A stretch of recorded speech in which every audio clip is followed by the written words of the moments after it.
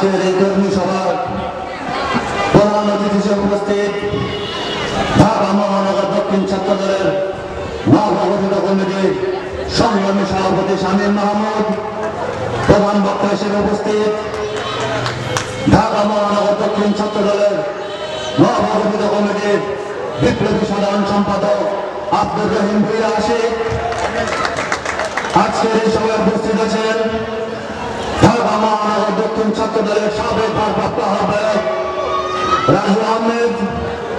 বিশেষ অতিথি হিসেবে উপস্থিত ঢাকা মহানগর দক্ষিণ ছাত্র দলের সিনিয়র যুগ্ম আহ্বায়ক রফিকুল ইসলাম। এছাড়া উপস্থিত আছেন সহসভাপতি ইব্রাহিম সরকার, সহসভাপতি রুবেল আহমেদ জোলা, দপ্তর সম্পাদক ইঞ্জিনিয়ার সালমান খান, সহ দপ্তর সম্পাদক আমজাদ হোসেন মামুন। আজকের এই কর্মী সভার সভাপতিত্বে আছেন কদমতলী থানা ছাত্র দলের বিপ্লবী আহ্বায়ক, বারবার তারা নির্যাতিত ছাত্র নেতা, রাজপথের বলিষ্ঠ কণ্ঠস্বর, মেধাবী ছাত্র নেতা আমার ছোট ভাই আরিফুল ইসলাম আরিফ। সঞ্চালনায় আছেন আরেক মেধাবী ছাত্র নেতা, পরিশ্রমী ছাত্র নেতা, বারবার তারা নির্যাতিত ছাত্র নেতা কদমতলী থানা ছাত্র দলের সংগ্রামী সদস্য সচিব মেহেদী হাসান রব্বি। সঞ্চালনায় আরো আছেন কদমতলী থানা ছাত্র দলের ইস্পাত ছাত্র নেতা, রাজপথের বলিষ্ঠ কণ্ঠস্বর, আগামী নেতৃত্ব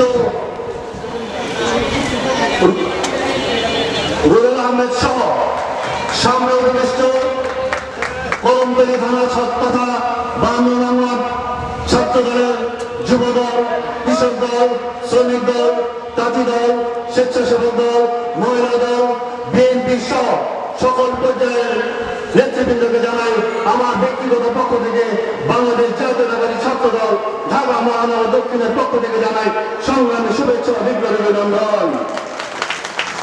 সম্মানিত উপস্থিতি, আমরা জুলাই পরবর্তী বাংলাদেশে আওয়ামী লীগের প্রেতাত্মা দেখতে পাচ্ছি।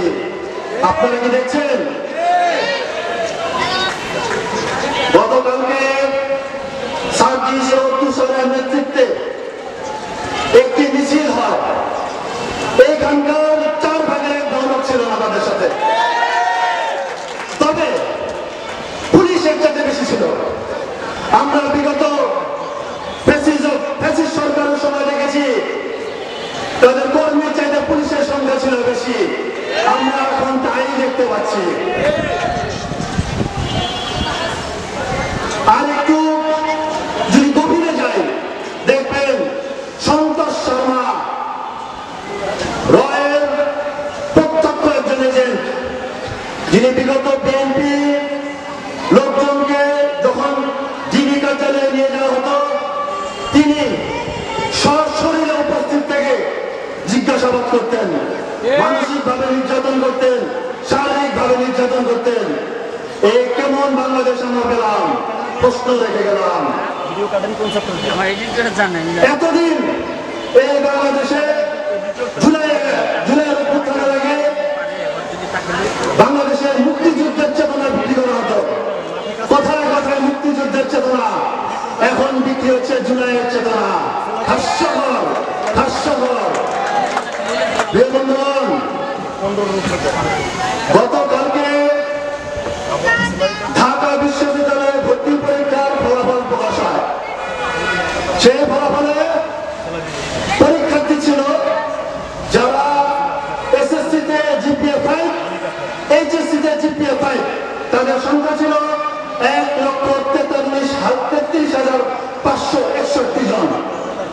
খেয়াল করবেন, আরিফে 1,43,561 জন। পাস করেছে কতজন? 18,747 জন।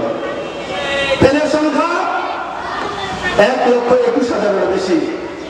দেশের শিক্ষা ব্যবস্থা, দেশের ছাত্র সমাজকে পরিকল্পিত পরিকল্পিতভাবে ধ্বংস করার জন্য বিগত সরকার এই এজেন্ডা বাস্তবায়ন করেছে, যার ফল গতকালকে প্রকাশ হয়।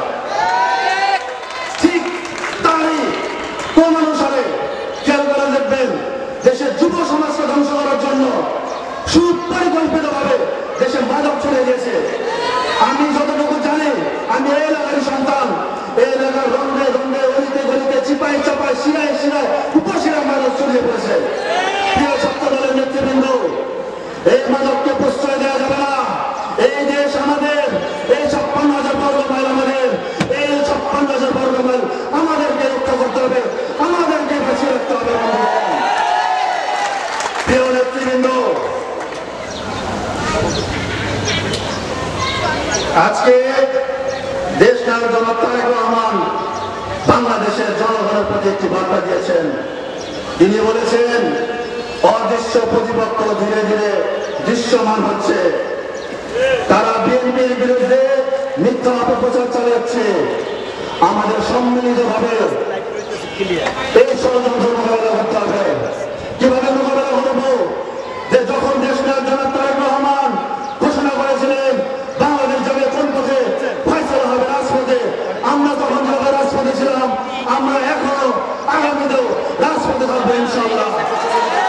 দেশ নায়ক জনাব তারেক রহমানের টেক ব্যাক বাংলাদেশ কর্মসূচি যেভাবে বাস্তবায়ন করেছি, আমরা আগামীতেও সকল ষড়যন্ত্র একসাথে মুষ্টিগতভাবে মোকাবেলা করবো ইনশাআল্লাহ। দেশ নায়ক জনাব তারেক রহমান এই আগামী রাষ্ট্র মেরামতের জন্য, এই 56,000 বর্গ মাইল মেরামতের জন্য 31 দফা প্রণয়ন করেন। এই 31 দফা বাংলাদেশের 20 কোটি মানুষের ভাগ্যের রূপরেখা। 31 দফা 56,000 বর্গ মাইলের প্রতিটি মানুষ কিভাবে বসবাস করবে, কিভাবে দেশে বসবাস করবে, কিভাবে দেশের উন্নয়ন হবে, সেই 31 দফা। এই 31 দফা আমাদেরকে বাস্তবায়ন করতে হবে। 31 দফা আমরা সেভাবে বাস্তবায়ন করবো যেভাবে হাসিনা আন্দোলনের, হাসিনা পতনের এক দফা আমরা যেভাবে বাস্তবায়ন করেছি, সেই 31 দফা সেভাবে বাস্তবায়ন করবো। মনে রাখবেন, আগামী রাষ্ট্রনায়ক তারেক রহমান বলেছেন, সবার আগে বাংলাদেশ